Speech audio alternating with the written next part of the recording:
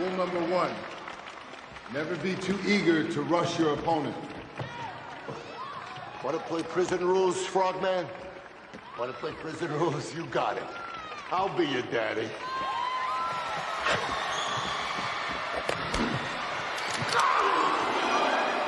All right, now you've unlocked the beast.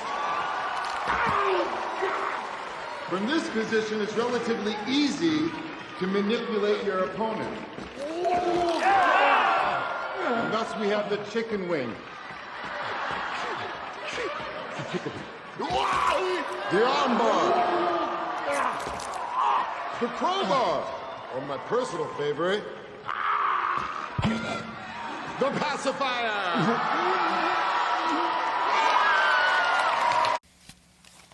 Top of the morning to you.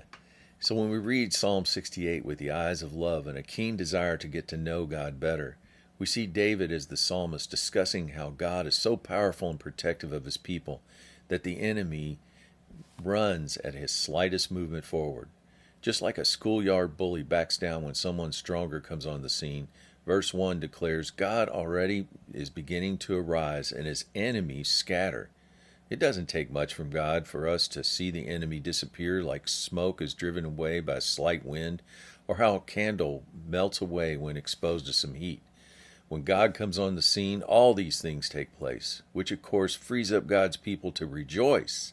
Verse 3, let the righteous be glad, let them be high in spirits and glory before God. All of a sudden, everyone on the proverbial schoolyard celebrates with singing praises to God. They are so thankful.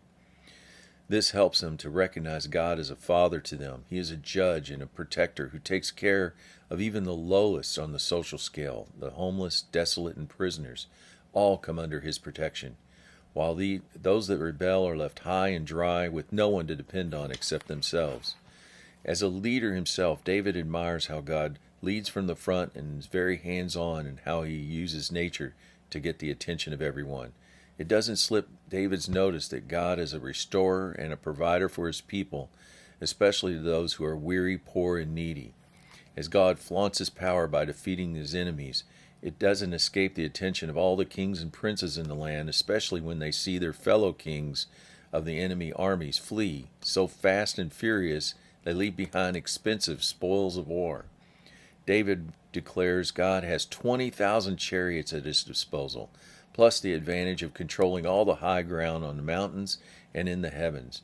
God not only defeats vast armies, David tells us he bears our everyday burdens, helping to carry us day by day.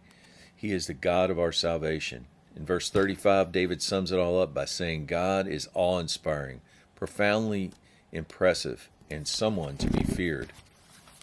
A word of encouragement: you would think with such a great God as our protector, the enemy would dare not even show his face. Yet just like wild animals don't back off their prey, our enemy keeps prodding our defenses for any weak spots. Once found, the enemy seems to gather and gang up on us to bring us down. The only way they win is for us not to call on our God because of pride or ignorance. That's why it's important we put on daily the whole armor of God, Ephesians 6:11, that we may be able to stand against the wiles of the devil. Have a great day.